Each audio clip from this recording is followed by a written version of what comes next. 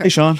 Hey. Thanks for coming on the podcast. Yeah, thanks for having me. All right. So let's ask him what do you think of the hillbilly aspect of me and the last guy that was on? Yeah, that was I was definitely not expecting that. It's never that way. It's probably the worst podcast you could have watched before coming on. It was hilarious. It was great. I learned some new words. Good. That's what I do for a living. The fact that you find it funny is good. That means I'm good at my job.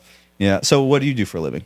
Man, That's a loaded question hate for this the- question. We've asked him a lot of loaded questions. No, it's just funny because because Justin, the comedian before, Justin's leaving. He's like, oh, by the way, what do you do? And I was like, but you're leaving. It's a 30-minute conversation. Yeah, I never know how to answer. Yeah, you have 5 seconds. Yeah, I guess Speed run. we just have some investments that that are somewhat passive, I guess, and that earns income. And my wife consults for a software company that we're also an investor in, and yeah, that's basically Didn't you sell a business recently? Is that kind of how you got started in the investing world? We had a property management company that we scaled up a little bit and sold it. I don't know. It's been 4 years probably. And then my wife scaled a property management trust accounting firm, and then sold that to I don't know what those words mean. trust accounting. You have a property management company. I do. You also have a trust account. I do. That's holding other people's money. So does she invest the trust account? No, she managed the trust on behalf of the managers, property managers. Oh, okay. Yeah, because so common in our industry is commingling Embezzlement. and just bad financial accounting, if you will, and trust accounting is different than business accounting. But she sold that to the property management software company a year ago. So How old are you? I am 43. Okay, I said 43. I've never asked you. Yep. I'm 39. So with your job, what's your downtime look like? Like hobby wise, what do you do to de-stress? Downtime. Oh, de-stress. Does that exist? Now I get to fly a helicopter.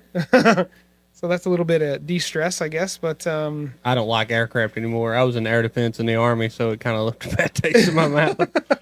well, I don't get shot at, so I didn't get shot at either. I just really I've been bad on a at it. helicopter Yeah. at the county fair because I found a ticket on the ground. I didn't pay for that, Boyle Nice. County. And you trusted that pilot enough to get on. I said, here's what I said. I said, it's $30 for a ride. I ain't paying that. I looked down. There was a ticket. Risk versus reward. And I went, either this is the devil tricking me or God said, you're going to ride this helicopter. Might be my And I'm fine. day to die. I quit. I wanted to go on the helicopter rides at the Grand Canyon, but I found out the helicopter pilots are paid $15 an hour. Yeah. Oh yeah, hell yeah. That's like Oh, when you my hire word. you hire these security guards at school to Resource protect, officers? Yeah, the resource officers to protect you from Sound a a little school. better. Yeah.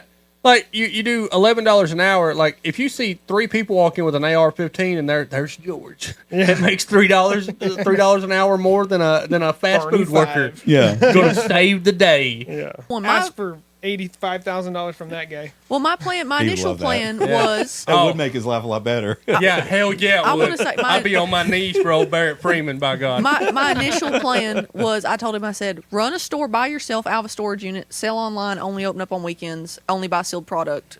Low intern, Yeah. like hopefully a high output, but still low risk reward system.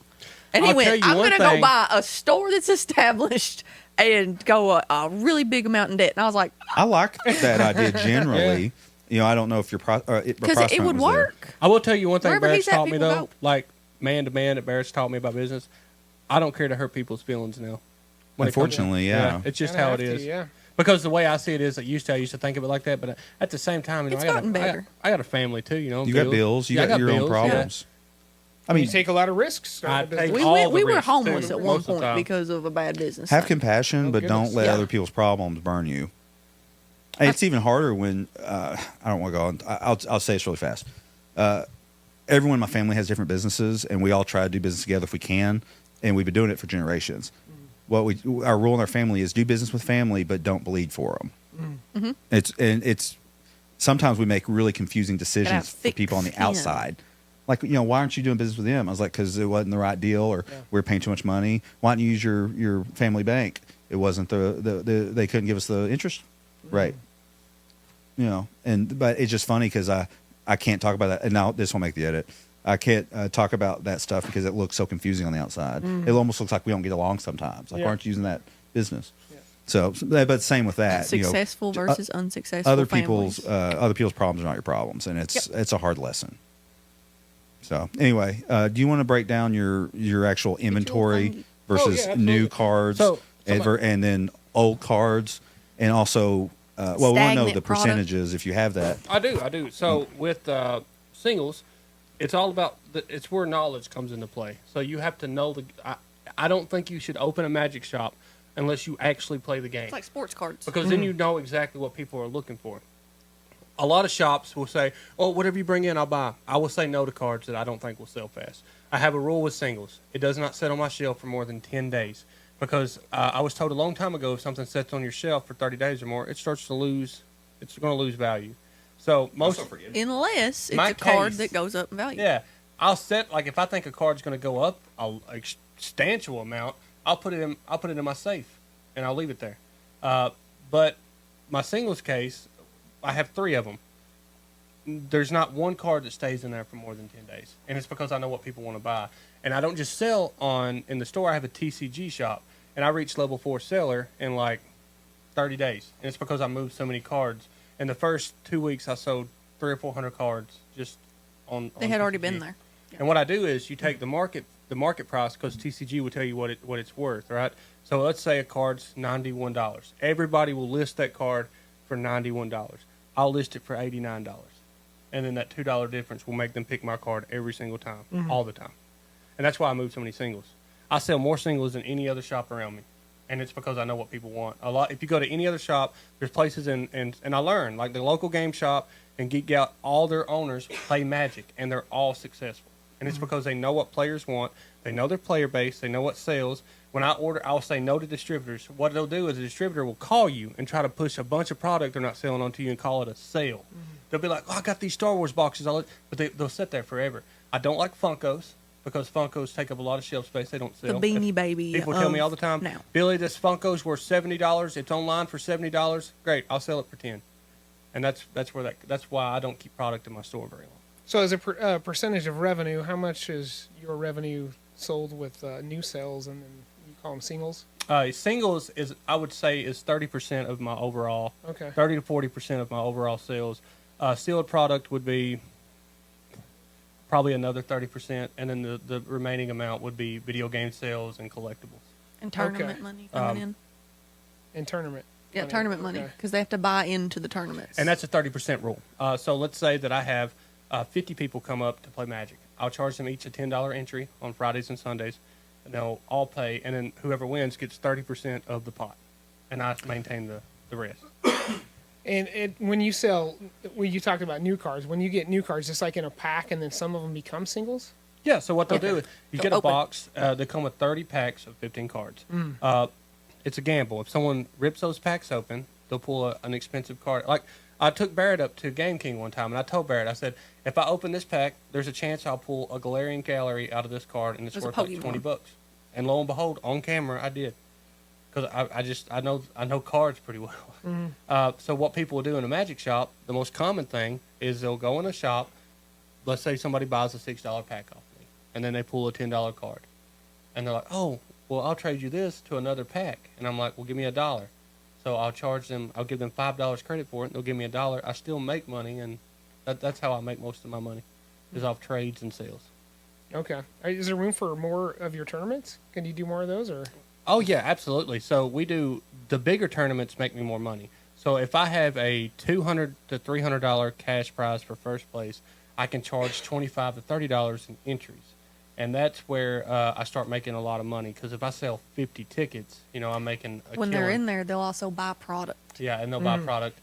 Very in person. Yeah, they're sitting there for an hour before the tournament starts. And then there's you're downtime. staring at the shelves. People are going to buy. Oh, I need that card. Yeah. And I also got a distributor now for like Monster Energy Drink and Red Bull, and I'm buying them at. We got little bags of chips because we're not licensed to sell like hot food. Like I'm not back there cooking burgers, So But got snacks. the real money is in Magic. It's called an RCQ.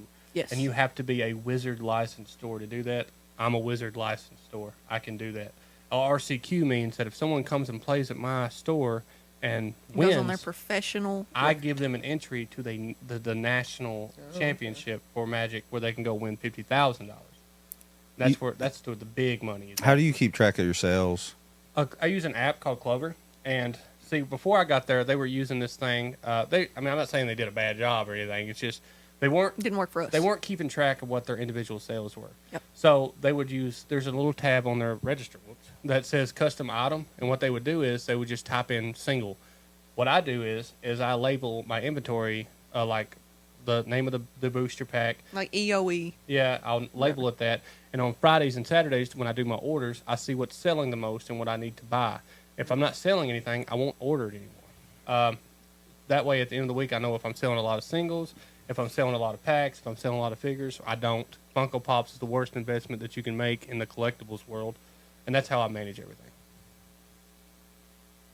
So you actually can break it down by percentage. So you're saying 70% of our sales were Yes. magic and Because we used to use, like, we tried Square and stuff, other little things. QuickBooks, whatever. Yeah. But Clover has a lot of options all in it. Like he said, he linked it to TCG. So Yeah, now if people a can card sells actually- online, it'll take it out of our register. To where if somebody accidentally were to ring it up and not mail it out, See, this month alone, It's not this gonna- is my yeah. off Contradicts of something. 274 transactions. That's this month alone's income is $9,792, and that's since the 1st of January. Oh wow. Yeah. Yeah. Good. yeah. I told him though, retail flourishes November, December. Yeah. Like, Yep. can you survive in January? Yeah. And then And that's see, I'm still holding my breath. this is my I got my You want me top to 3 hand it over sales to there by net sales. It tells me the box they're buying, how much I'm making off the box. Yeah. I don't know. Your original question was like how much. So what I want to do is I want to expand. I want to open more stores, and I'm trying to figure out how much of that money I should put back to start putting towards that. Is what I'm asking. Well, I mean, I guess the biggest question is, if that's your goal, then that's what I would be putting towards. I mean, I think we answered the percent per revenue. That makes sense, and keeping the lowest inventory as possible, because inventory that's just sitting there is not making you money. Yes. And what's going to sell in the future, you put away in your safe because it's an investment for you, and that makes perfect sense. Yeah, I would set a profit percentage aside that I think would help me reach my expansion goal in a certain amount of time, whatever that time. So if I want to expand in 6 months, I'm going to work it backwards. How much profit do I need to set aside every single month for me to be able to expand in 6 months? Okay. That's how I would work it. I like the 6 months because you might beat it because you get close and they'll say, oh, well, actually, I was keeping 15% profit. This month I'll do 30 because I have it. When I set goals, for time frames, I usually pretty close because, the goal's written down, stated. Not always. Billy's original question was he wanted to earn money passively. Yes. What do you have any advice for anyone that asks you, how can I make money passively? Because I don't believe in it. True passive. I mean, And it's the if you haven't read the book, The Cash Flow Quadrant from Robert Kiyosaki. Cash flow. He also wrote Rich Dad Poor Dad. That's what he's famous for. But the second one is the Cash Flow Quadrant, and you get to the kind of the highest part of the hierarchy of investing is investing, and that's investing in businesses and getting a dividend back. But it's a progression, right? You are a W-2 employee first, and then you start a business, and then you start getting assets that create cash flow, and then it's in just pure investing.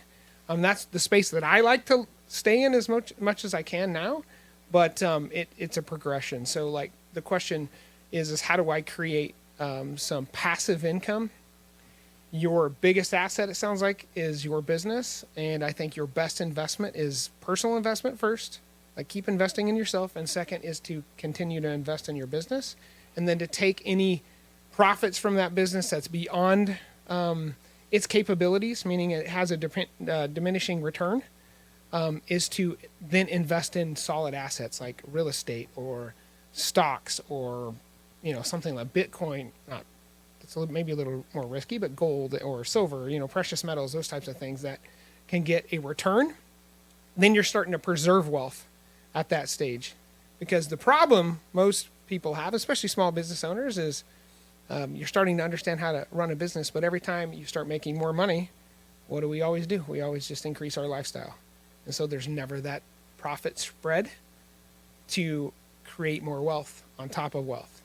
we just, I'm making $5,000 this month. I'm going to go buy a new car.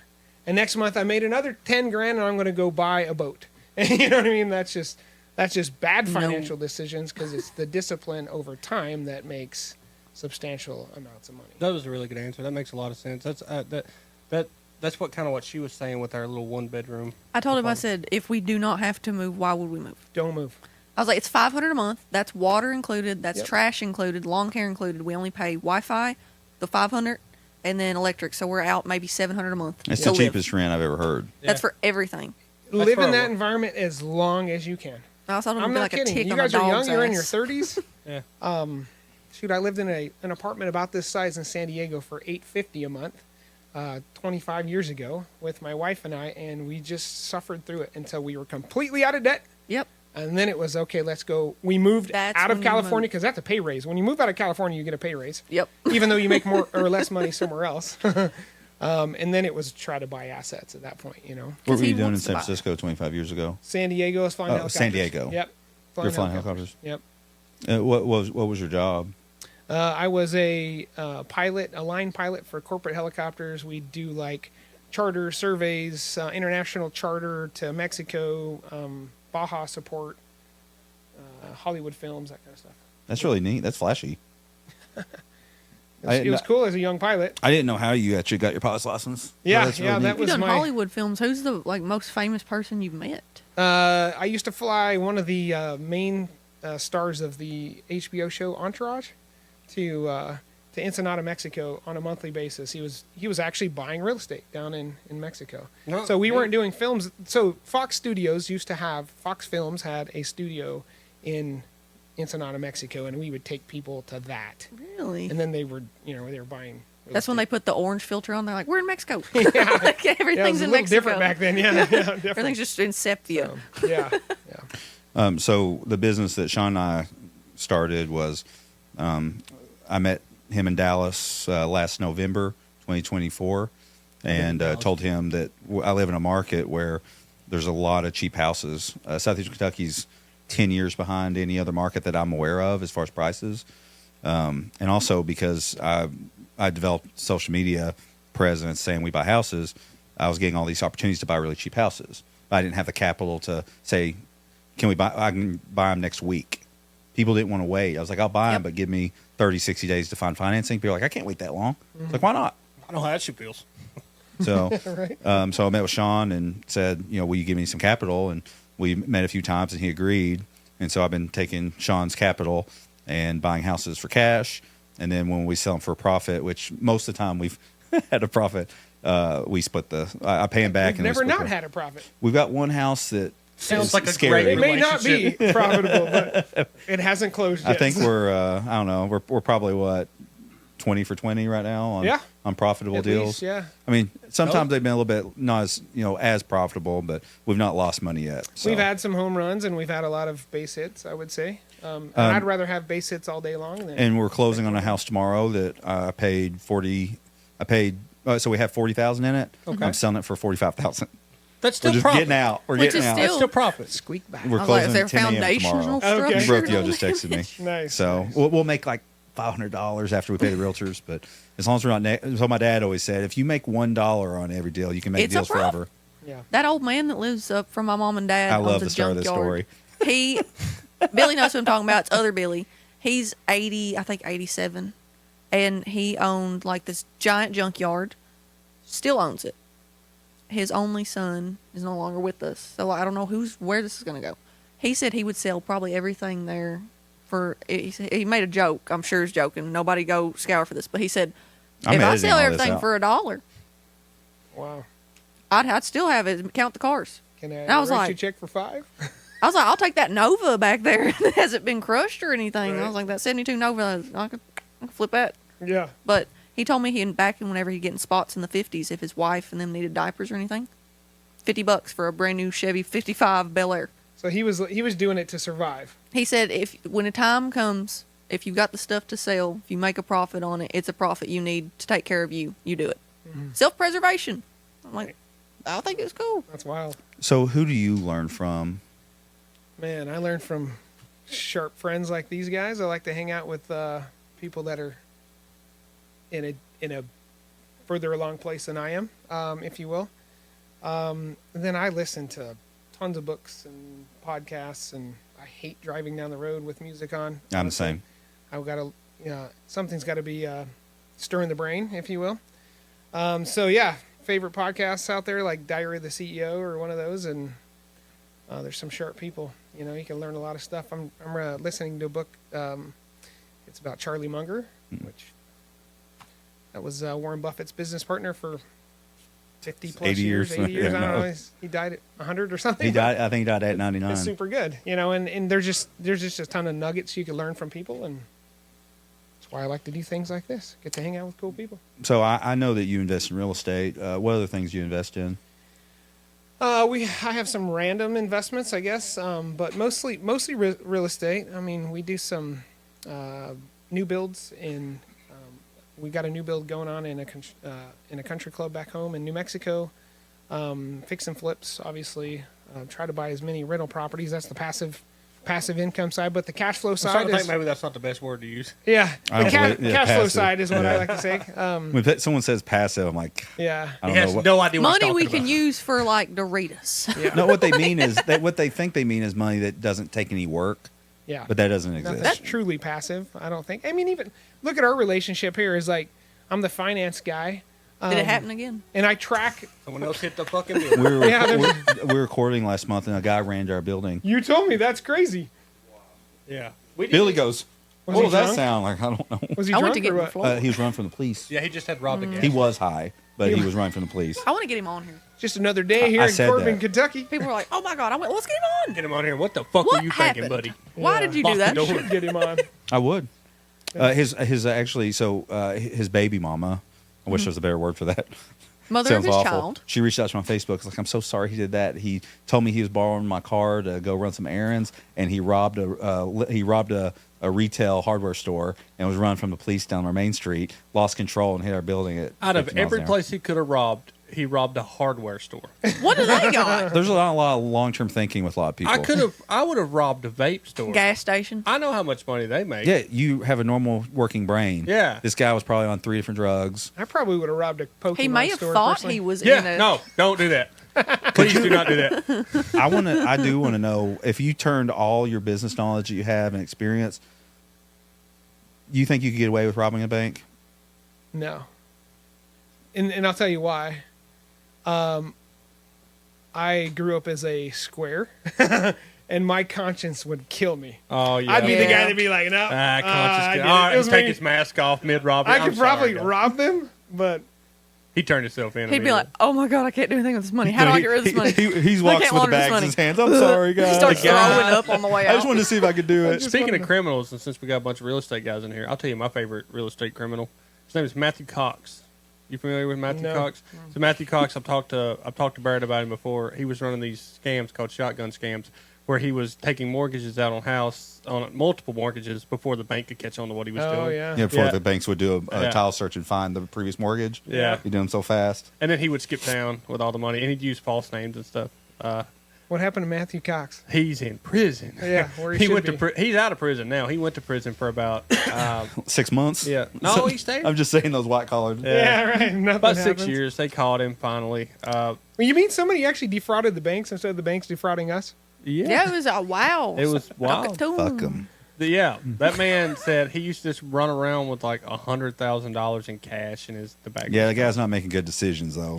No, I mean, yeah, he was a criminal. Yeah, so the blue collar guy was like, he's walking around with $100,000 in his pocket, like that's a brag. Right. Anyone with the brain's like, is that guy an idiot? It's a- Yeah, because if you get pulled dumbass. over and let's just say you have a little I found bag a of weed loose in the car and $100,000, $100,000. that's Yeah, eyebrows get, police Yeah. officers start getting all weird about 10,000 or Yeah. more, you know? If you've got $500 in some places, you get pulled over. Yeah, Our buddy well, got that pulled too. over for $500 in cash, and my buddy Michael got Texas. detained in Texas because he had $500 Oh, on my him. God. they went, "Where'd you get this money?" He was like, "I took it with me because I was on a From my vacation." paycheck? Yeah, my younger brother was trying to cross Canadian border at Banff.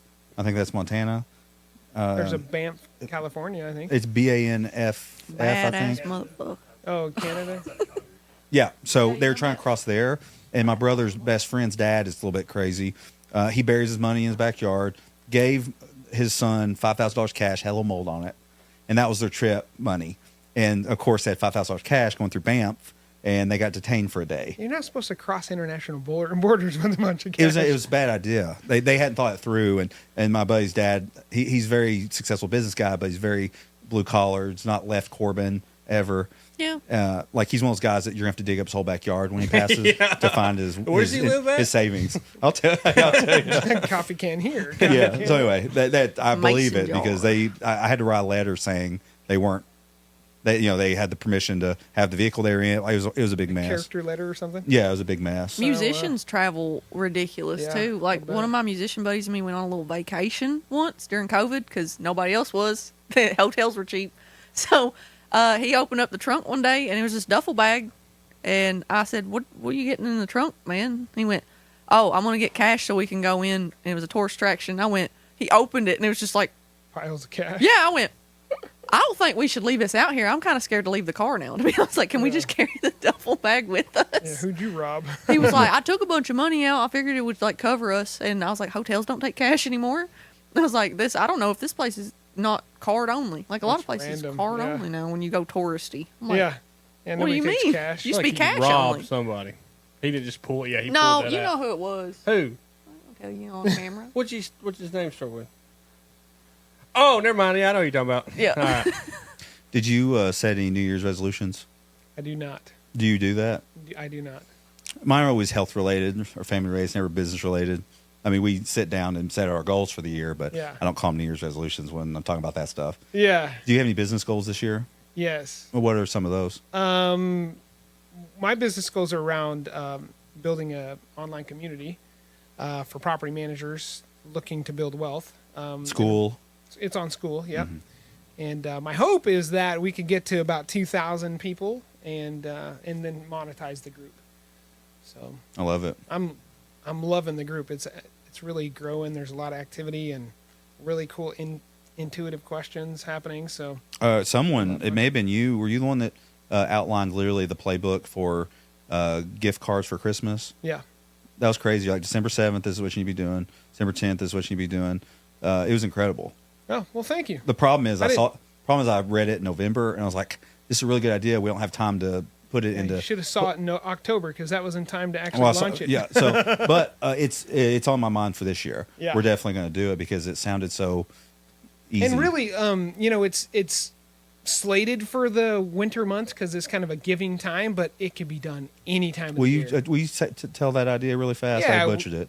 Yeah, we always called it the dinner and a movie program, and the point was to just give some goodwill to our tenants who obviously are paying the rent for our clients, and really was designed to give them an opportunity to go on a date night. So we're going to buy them movie tickets and a gift card to dinner, like $25 gift card. Now that probably doesn't go as far as it used to. Oh, We could just you could take buy a the case movie of beer with tickets, $25. right? There you go. Don't even put the movie Yeah, tickets you in. Just can. give them the full like $50 gift card. There you go. Exactly. And apparently they'll just pull up Disney Plus on the big screen. Allegedly, You could- I cannot confirm that. But Even though you're the one putting in the credentials. It may have been me. Might have been my Disney Plus. yeah, that's Where time it's gonna I've been be. to Appalachia. Is that true? That's true. Welcome to Appalachia. Thank You've you. never been here before? Nope. Oh, He's here because of this guy. I will That's say right. they did a show out in Oklahoma that was Is like this your first time big in one. Corbin? Like they've tried to go out That's west cool. with it because people Welcome. are like Do you real like it here? authentic Appalachian people. This They is love. wild. They've not really. They meet us. flew in like at 2 They like to o'clock. see us. oh, So- okay. So they, Chris, the guy that runs it, he took it so you out haven't even there. experienced Another it. really good business. So All far, right. everyone we know drives a Cybertruck. I don't know what that's about. I told Billy, I said, There's one over there too. I'm like, it's a Cyber. When you Oh, get you're talking about Chris? Yeah. Yes. Chris drives a Cybertruck. because everybody went Barrett's here at Walmart, and it was Chris. Yeah, I Because thought they were all Barrett like knew about that. I hounding was the like, car. Barrett's here for the Redneck Brawl meetup? Hell yeah. No. Is that tonight? No, there's one in a month. It's a big deal. Man, I The next told It's you. a one's- big deal. We'll come back. Toledo. No, the algorithm's going to now for sure push it to you because we've set it around you. I promise. Yeah, your phone will pick My it up. phone's in there.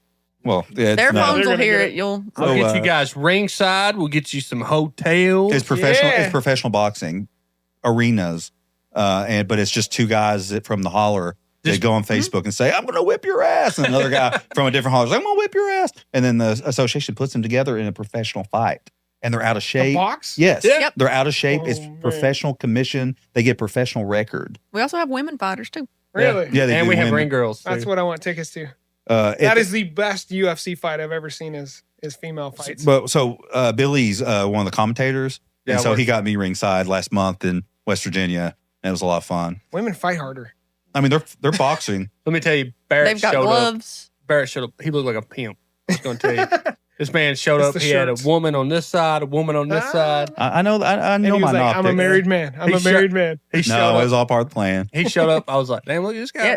Yeah, they were walking out with several fighters. I The thought fighters at were like, any "Can I moment- use y'all?" Because they didn't have their family These to two show up. beautiful influencers from Lexington, Kentucky, that we just had on the podcast like a week before. Billy kind of talked to. Well, Billy's talking up the Redneck Brawl, and like, we want to go, and Billy's like, come on, we'll get you ringside. And sure enough, a week later, we all met up and we all got ringside. So I went in with the girls. It just looked like I showed up with I thought at any crazy moment he was going to entourage. walk in and go, bring me the head of a pig. The fighters, they loved it. Yeah, they do. How often they do this? Every 2 months now. Every 2 months. Every Okay. 2 months. I told Billy, I it's said, pay-per-view. They sold 225,000 pay-per-view, I think, last month. When's the next one?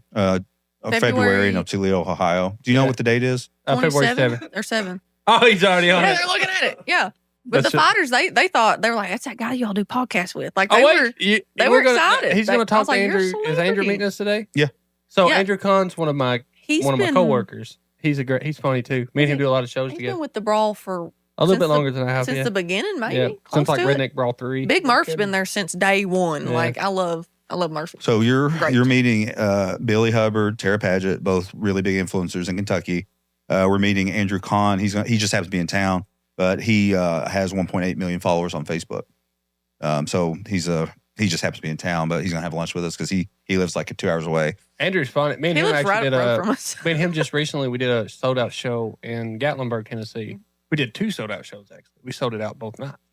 And that was a fun time because they That's have so this much thing. I fun. don't know if you guys have heard of it or not, but there's this fighting commission called micro wrestling. I've heard of that. Yeah, and it's when they let these 2 little people beat the fuck out of each other. And I walk out on stage and I didn't know they were there. And apparently 2 of these little guys were fans of us. And I walk out on stage and I'm like, oh shit, because I didn't see them over there. And I hounded them for about And 10 it was, minutes. fun fact, the guy that showed up, it was him and his girlfriend that both, I don't know if they're still together or not. I hope y'all are because I love you. Little Pinky Shortcake and Little Psycho. Little Psycho played Mini Cena on John Cena's last match on WWE. And I was like, you do it. I was Well like, he's done. doing things. That's a big move to go from I'm that to pretty big WWE. deal. I thought that was entertaining. But anyway, yeah. So one thing that the podcast has done is it's got me in these circles, which I never thought Yeah. I'd be in. Yeah. It's been really, really fun because he has a podcast as well, but it's super hyper focused on. Is it like Yeah. my favorite podcast? You're gonna have to get me You know on my as a favorite guest. podcast. I know Okay. I'm on this one. I'll but come up there. You're going to come to Orlando then. I'll come. I've been to. And we'll take you up in the helicopter because you don't like those apparently. I He's love. like working on them, I think. No, I'll fly in a helicopter. I've been in a helicopter so much that I'm like. All 'cause right. But I'd come. We went to Orlando not too long ago for one of our buddies that was shooting a music video. my grandma died yeah. that day. So Yeah. yeah, I don't have any grandmas left though, so I'm good. Well, Yeah, I'm it won't sorry. happen again. It can't happen again. Can't happen twice. yeah. I got the I got this podcast as good as I could get it, and I asked ChatGPT what the next level was, which is a stupid idea generally, but not a bad place to start. But it said partner up with local influencers. So that's what Yep. I did with this, and it took my podcast to the Man next level. shook an 8-ball and went. Yeah, God. we drove a 2000 GMC Jimmy all the way to Orlando and back. Yep. Oh my. I It was a good didn't know what a time. toll road was. I owed $7 in tolls. That's They pretty cheap, found me actually. out.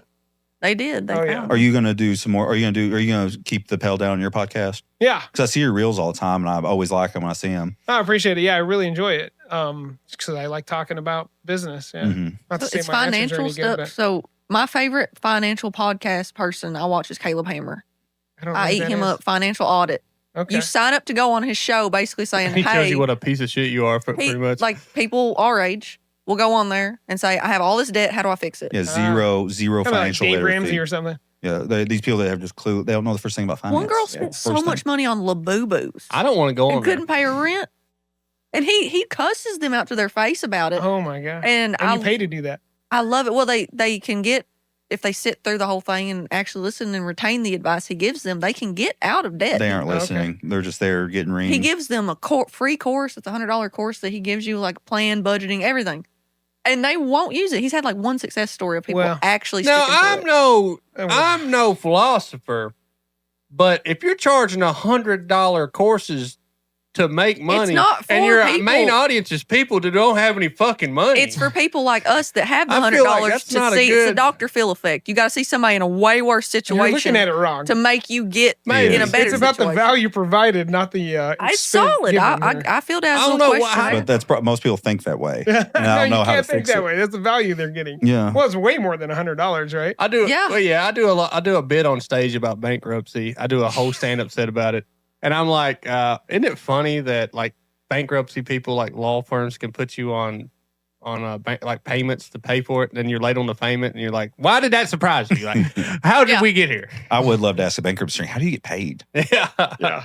And Yeah, right. That is a very That- odd thing. You're just constantly chasing your clients down for money, like Yeah. family law is like horrible. Yeah.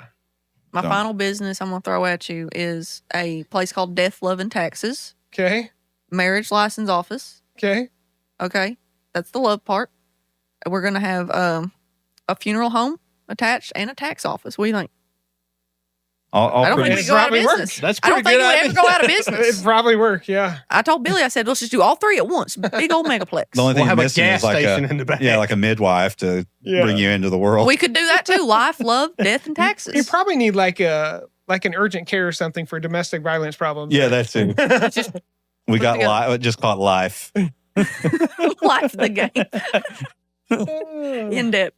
Yeah, go for it. I Mm. want to see that That's succeed. a wonderful idea. It's one of- Why did we do that? I've been trying to do it. I mean, business is really I hard. don't know how you pitch that. to somebody. The funeral industry is really easy to get into. Dude, and it's lucrative. Oh, yeah, And it it's is, so yeah. good. And people are just dying to go there. They Oh, are. Yeah, that joke hits every time. It The does. biggest thing about funeral homes, you just have to wait. You just gotta, you just gotta wait. Just wait. Be the longest waiter and you win. This young kid is a corrections officer at a local prison. He doesn't need to be in front of a crowd. I think he should be. I love it. I love young people being outspoken. I don't see it a lot. Yeah, it's just a minute long, but I found it. to be So quite I released insulting that this. they said I tried to run her over because she's not a small target. She is Oh. a huge target. my And to be honest, if I wanted to hit her, I could have hit her. So I was, I chose not to. And I what's wasn't the trying to. circumference? She was 300 plus. so he got accused of Oh, running yeah. his girlfriend over. It ain't like she ran out of the way. You know, Billy's Face. I was like, I'm seeing it. I'm seeing it happen in my brain as he's talking about it. dark. I This, I could hear any of this. this would be some of the funniest clips I could think of because they're just. This is. I just never heard of someone going to jail for What are you gonna do if you ever have to? Yeah. What are you gonna Fat do girlfriend. if you go to court and they play this? well, I mean, she'd make one hell of a speed bump. I'll tell you that. He wouldn't stop. Did you have these locked and loaded, or are you just coming up with this? Oh, I'm coming up He's with been this. thinking about it. I Yeah, can but tell you. anyway. So that's how I promote it. I'll release that and say Yeah. the full episode's coming out. Gotcha. I don't know if it works or not, but are we ready to record? Are we recording? Oh, okay. This is the podcast. Massage your cheeks. You what? Yeah, man. He's Well, not we used to laughed for like an smiling so hour. much. We rarely have a comedian on. It's usually We always have two. Well, I resonate really well with comedians. So, like when we have Tuck when I have Tuck or Justin now on, or another comedian, we have a lot of interesting conversations. So when I'm just doing comedy by myself, it's still funny, but it's better to have a conversation. Creates that energy. Yeah. Do you have any comedy friends? I don't think I do. I didn't before Billy. Honestly. You are missing out. Apparently I am. You ever I'm- had? I do now. Yeah, exactly. Yep. If you ever need a friend that just makes terrible decisions, and you have someone you can just look at and be like, "Hey, don't be like this guy." Yeah. I'm your guy, man. You always need that example of that someone of not. Yeah. It's either a to do, what musician not or to a do. comedian. Yeah. And the- I had an older brother. It's funny, but Billy's put himself in a position where he is friends with people like you, like me, that are in business because he keeps making better and better decisions, Yeah. but still kind of like Yeah. maybe not the best decisions. Impulsive. Will you tell Shawn the business that you just started? Oh yeah, so I have a business called Turnbuck World. I'm a wizard judge and I play Magic the Gathering, and I'm pretty familiar. I've been in Magic since I'm 31 now, and I started when I was 11. So I've been doing cards my whole life. Are you familiar with Magic the Gathering? I don't know how to play it, but I know, Yeah, I'm not. I know I'm what not- they are. Yeah. Yeah, Yeah. well, that's what I do for business. That's my way of life on top of comedy. and I sell trading cards. I sell video game accessories and something that I'm knowledgeable And wrestling memorabilia. about. Okay. Yeah, so stuff like that's what I do for a business, and I also host tournaments and Watch we parties. do watch parties and D&D. Dungeons and Dragons and all that. I was just in Alabama, Alabama, and they had a magic contest going on downtown the night of. It's a big thing. It's a Yeah. lot. There's a lot of money there Christmas, too. The day after Christmas. Did it seem like a big to do? There's a lot of people doing it. Yeah, you got First time I'd seen it. Magic Con too is in. You got one in Los Angeles. You got one in Las Vegas. You got Texas, one I in think? Atlanta. Yeah, It's got momentum right now. Yeah, it's. I mean, I remember the magic cards when I was a kid, and there's some. You know, it was Should have pretty been popular buying back them. then, but Yeah, those cards are probably worth a lot. I should have been buying. Yes. Bad investment decision right there. Among many. I just saw a reel that Logan Paul just released. He bought a Pokemon card for $5.6 million. It's the one of one Pikachu, Japanese, 10 out of 10 quality. And he even so he's a WWE wrestler now. I don't know if you follow his career, but his first walkout, he had it on his around On his a neck as a chain. chain. Oh, Yep. you're kidding. But his logic was Pokemon cards have outperformed the S&P by 3,800% in the last 30 years. That's insane. It's better So- than Bitcoin. So we had a set, like for example, Edge of Eternity's has not been out very long. I had a card last week that was worth $12, and now it's worth $58 in the span of 7 days. And it's because a lot of times these cards will go up in value. They'll sit there for a little while. About a year goes by, and then what a lot of people do, I don't do this because I don't have the capital to do it. But what a lot of people will do is they'll go out, they'll buy 6 or 7 collector boxes, they'll leave them sealed. They'll buy a bunch of booster boxes, they'll leave them sealed. They'll wait 2 years, and they'll go up by like 150%, and then they'll sell them. I mean, that's real estate. You're Yeah. just doing it on a small scale. Yeah, that's so like the Lord of the Rings when it came out, the collector box was like $400, and now they cost anywhere between $1,500 to $1,700 just for the box. Are a lot of the cards worth nothing? You have a lot of bulk. You have a lot of 40 to 80 cent cards, but there's still Okay. there's still capital on that because people play the game, right? So I could have. So there's cards you have to have that aren't worth anything? Yes. Yes. Okay. So you can get those, but you can buy lots too. Like you can do like 25 card lots and charge $7 for them. And if you buy 1,000 bulk at $7 and you're charging $25 or $7 for 25 cards, you still make a pretty good penny in profit off of that. Penny, though. Just tough. Yeah, the majority of income for me comes from Magic the Gathering and tournaments. We have really successful tournaments and Magic sales. We do Pokemon, but it's just it makes me money. It's just nothing can touch. And Pokemon Magic. also, the social zeitgeist towards it recently in the last like at least 2 years since meeting Billy and getting into it and steering more towards Magic is because people have started to say, hey, Pokemon is for children. Why are you going in and buying, scalping all this, taking as much product as you can whenever it's for kids? So we don't try to do a lot of the Pokemon collectible See, that's stuff. another thing too. Magic doesn't suffer from that. Yep. Magic doesn't suffer from scalpers because Wizards of the Coast does so many. Like for example, Allocations. if I have a distributor, if I call my distributor the day that let's say a Pokemon set and a Magic set came out on the same day, they would send me 2 boxes of Pokemon, 2 boxes of Magic. In a week, I'd sell them, probably less than that. I called that Friday, and I'm like, all right, I need 2 more boxes of Pokemon, 2 more boxes of Magic. There would be about a 6-month waiting list on the Pokemon, and they'd immediately send me however many boxes of Magic that I wanted. Yep. Yeah. And that's what relationships are for. Yeah, and the reason being is that Pokemon is popular, but the trading card game itself isn't as popular as Magic. So that's what makes Magic maintain its value is people are always looking for certain cards to play with. Speaking of someone from the outside, it just seems so speculative. It feels like one of these like crypto. Well, I guess you could look at it that way, but the problem with... I'm speaking from ignorance. I Yeah. don't know that world. Well, see, I can understand because there are cards that will just randomly drop, but what happens is a lot of times a card will drop because it's either banned in standard play or people just don't want it anymore. But what happens is when it's banned in standard play, eventually it doesn't stay banned forever, so it'll have a spike. It'll always have a spike in value. There's cards you can look at that's worth $1,000 right now, and they'll always be worth $1,000 because Wizards of the Coast has a list of cards called Revised, and there's cards that they'll never print again. they have a list of cards that will never have a print again, and those are your high dollar cards. So now I want you to describe the way you bought your card shop to Shawn, and I want his thoughts on it. Oh, okay. So I was trying to give you context for what he does so that you would understand you're the deal. guy. There was a guy, he's a good dude. I've done a lot of business with him. We had a tournament up there, Magic the Gathering, and I'd never done a bank loan before, so I didn't know what the process was or how long it would take. Barrett kind of filled me in on it.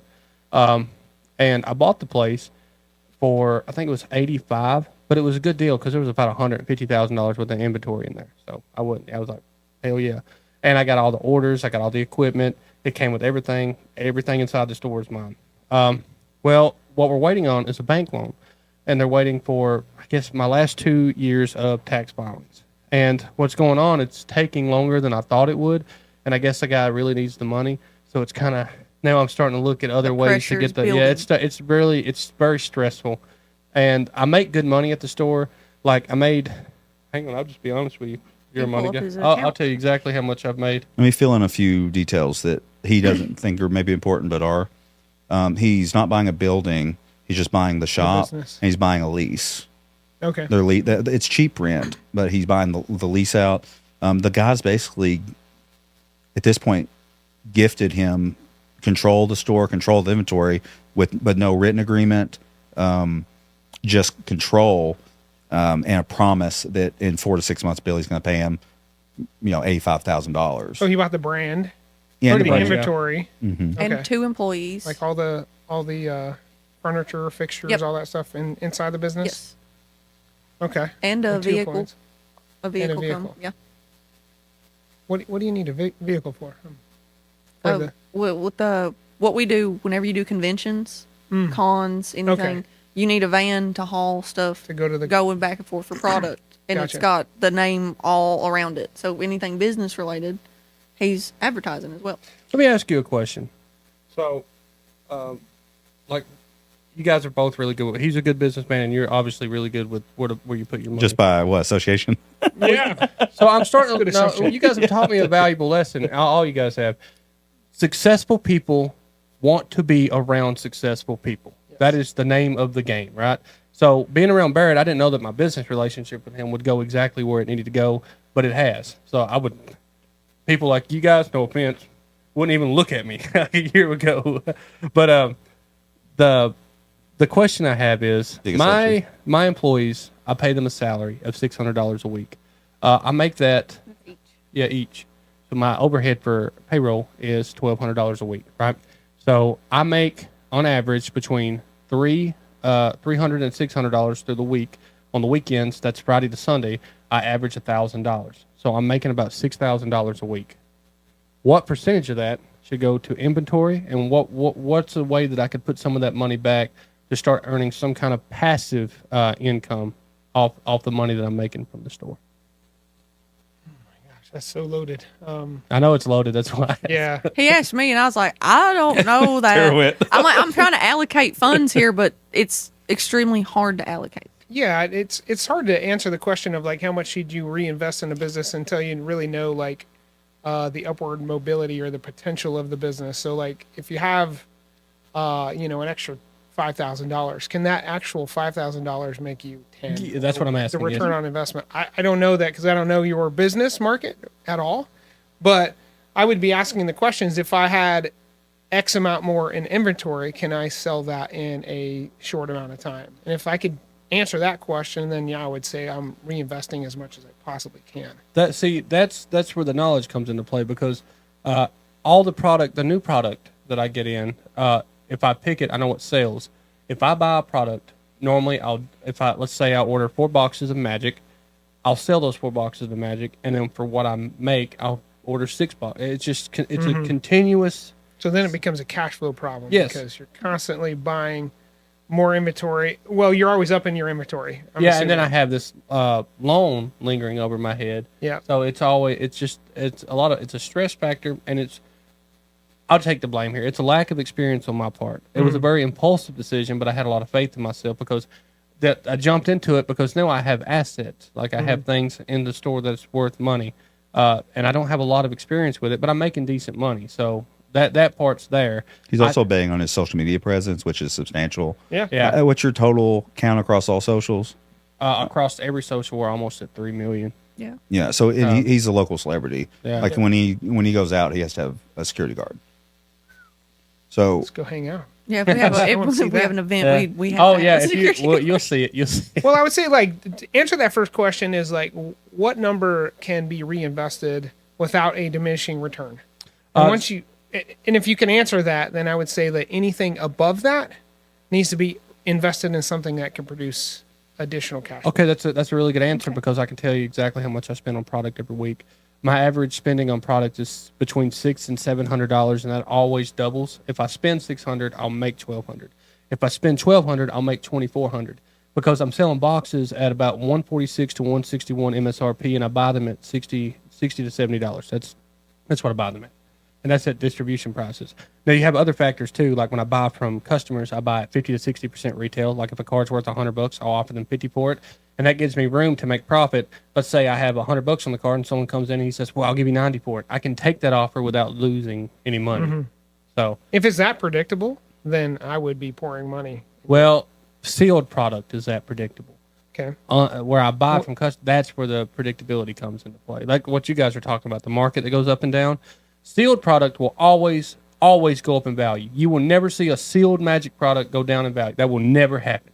But when it comes to cards that come out of that, it's a weird thing. If I have a $6 magic pack, there's a chance I can open that pack and have less money Oh, yeah. because that's just the risk. It's gambling. Essentially. Mm-hmm. that But gotcha model.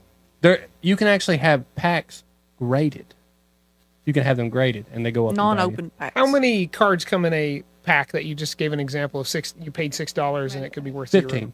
15. Yeah. So there's I don't remember who it is. There's like a famous influencer that owned a sports cards retail store, and everybody made fun of him. You can't do this. You can't do this. But his idea was all those cards that were worth less than $1. He just put them all in a dollar bin, and every card was worth $1. That's what we and do, he too. Rakes it. We have a binder, actually. If you take a 40-cent to 70-cent card, you got to take in the factor that somebody needs that card for their deck. There's a certain deck looks they have. If I put that card in a binder for $1 or $2, somebody will buy it. Okay. They will buy it Okay. at that, So it at that moves. price. Okay. Yeah, it will move. You won't do that with Pokemon, though. Not Pokemon, you will not do that. Magic the Gathering is the only card game that you do that with. And a lot of times, I'm not business savvy like you guys are, but a lot of times what happens Billy. is when somebody goes into a business, I feel like Barrett's always said, do what you know. He always gives me solid advice. TCG is what I know. And a lot of times these trading card companies will go out of business because somebody goes in over their head and they don't know what they're doing. They'll be in a month because they don't know what they're buying. And the problem is I got the product stuff down. It's just the business side that I don't understand. Yeah. Well, that's where most small business owners fail, right? They don't understand the business side. I do have an advantage though. I got Barrett. Yeah. Anytime I have You have it on speed dial for I got jail him on visits speed too. dial. What does this mean? Yeah, that's what I'll do. He'll call me first, and then I'll be like, ask Barrett to explain that to you how you'll understand it. Typically. Yeah, a lot of times I'm telling Billy, don't do it. It's too far out of your lane. Yeah. Whatever it is, and he does it I anyway. think that's sound advice, right? But So, with the business, normally when Barrett tells me not to, I do take it into consideration. Like with the business, the reason that we thought it was a good idea was assets, because There is an inventory there. There's value. And realistically, if I had to pay off the loan, I could take all the inventory and sell it for $100,000 to another card shop and pay my loan off, and then that I have options. That'd be the slow way to do it, though. That would be an let extreme. me ask you how did you get to the purchase price of when you bought the business? Oh, I actually have an answer for you. So when You got the spreadsheet? I got the spreadsheet of all the inventory, we have a lot of product in there that's worth, like we have an 85-inch television, stuff like that adds up. We have sealed product, and the only thing that goes up and down in value on the inventory list are things like autographed figures. The sealed product stays the same, and then it'd be impossible for me to keep up with the value of my singles. My singles case, I have 2,000 or 3,000 Dynamic singles pricing. at the card. What did they value all the inventory on that sheet they gave you?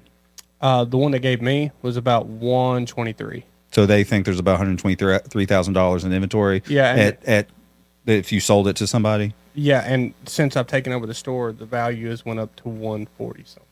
And how did you vet that? Did you before you bought? Did you? Vet Yes. that information? Yes, Okay. I did.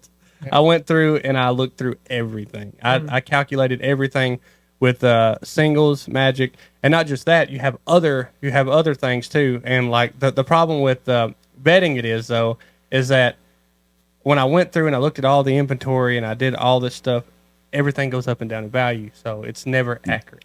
So Billy called me. He's like, "All right, I made a deal for $85,000 for the store. Do you think that's a good deal?" I'm like, Crap, I don't know. I need more information. that was literally the question. I was like, I have no idea. Yeah. I don't know. So I went into the store and looked around, but I was like, this is so far out of my expertise. Yeah. So I was like, all I can tell you is I'll keep supporting you with advice, but I'm nervous the whole time for this, so you don't even understand. So Does risk kind of freak you out a little bit like that, or? I'm like, she doesn't come from, well, my mom, I would say my mom didn't necessarily, she kind of married down in a way. Married down. That's Down. what I would say, because my mom comes from Yeah. My more, wife did too. Damn. Don't from worry. more money than my dad had. But my dad was very driven, very business minded. She helped him run a satellite company. That's how I know about DirecTV. We ran Pegasus for the greater part of is Eastern that security? Kentucky. Pegasus used to be before DirecTV. They did Oh, the okay. satellites. Oh, it's okay. So he ran all of our trailer, all of it. And my mom did the books. So she kind of brought that knowledge in.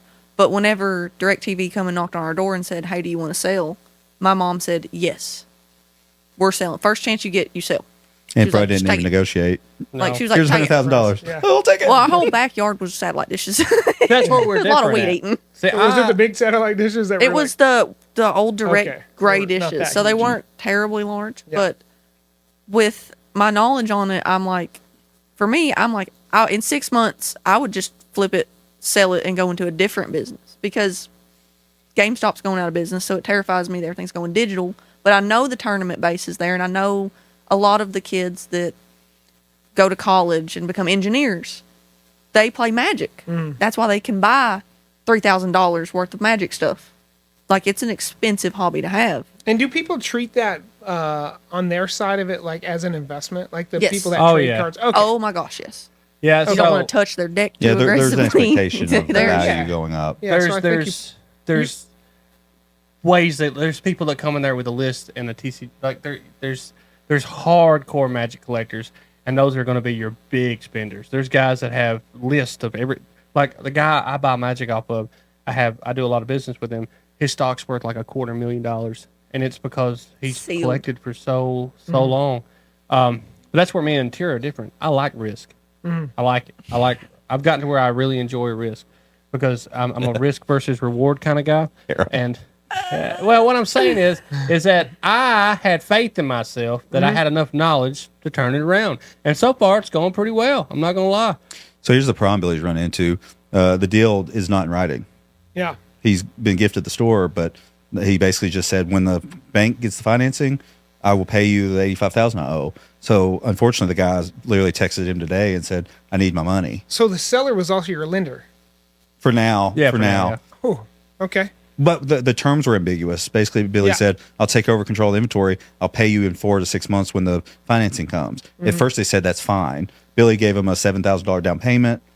But then all of a sudden, that was like 3 weeks ago. Yeah. And then all of a sudden, he texts him today. What did he say to you today? That I had to pay $2,000 a week, and he's going to add 10% to the interest. You should have wrote that in the first agreement. Yeah, I mean, That's what I was. That's Now what I we was turn tail and responding. run. Go work for the electric company. Does he have the keys to the store still? yeah.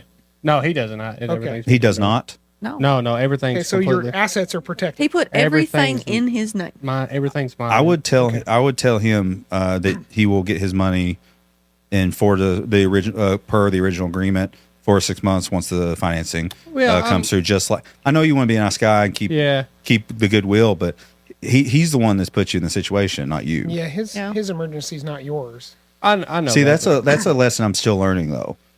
Yeah. I still have that in me. When somebody's coming at me, Yeah, no, I'm we all want that, right? But at the end of the day, the business has to be protected, and if he's putting it at risk because he's going back on terms that you guys had already agreed on, so yeah, I his wouldn't emergency's not I right. wouldn't feel like an asshole if you said no.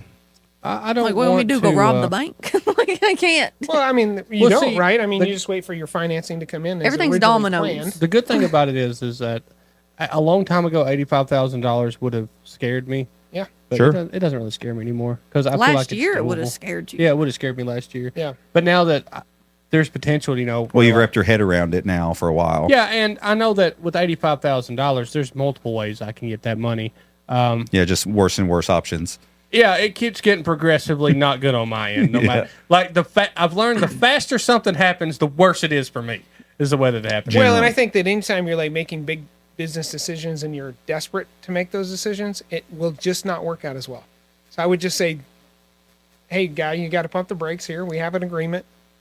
Don't get desperate because he thinks you need to be. That's his desperation, not yours. Yeah, don't let his stress cause you stress. I mean, you're already stressed enough. I wouldn't feel anything about telling him, sorry, but we agreed that I'd pay you once the bank came in. You gave him a down payment. I don't know what else. He obviously had an expectation that it was going to finance quicker. Everybody wants it faster, Yeah. but Right. Well, see, I talked to another guy that's in the same business that I am, and he said it took him 6 months. especially when you're developing, it's his first transaction with the bank.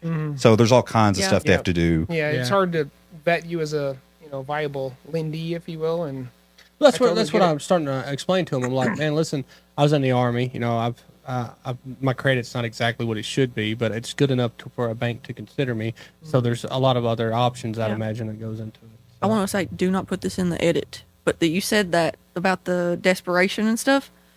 Well, I guess I'll wait to hear what you're saying, but Yeah. so far not so good. Because he asked Billy, "What's your biggest stress?" The guy that's Yeah, he was that in the sold store. He was spending money and he was checking in, and Billy said, "Probably just bills and like child support's coming up." He went, "I'll pay your child support." Yeah. Paid Billy's child support. I was like, "Why? Here's This like- ring? That's honestly They went like and got this ring. that's They like knew drug Billy addict wanted to get me an behavior. engagement ring. Went I've and got said me that an to you engagement ring. before. that's very bizarre. That Yeah, that's impulse like loan control shark issues. Weird. Yeah. And then all of a sudden he's literally hounding you today. That's bizarre behavior. I'm telling you. I know you like the guy, but I'm also scared of nice people. If you're not mean to me, I don't take you. Like I'm like, all right. Well, Sean, I really appreciate you coming Yeah. all this way. Thanks for having me. Hopefully you had It a was good lot of fun. time. Heck yeah. A little bit outside, maybe what you're normally used to. Completely outside of it. Yeah. Yeah. So, but welcome to Yeah. Appalachia. Welcome to Corbin. Yeah. Thanks for the culture shock. You're welcome. Yeah, let's go have some dinner. All right, let's do it. All right, that's podcast.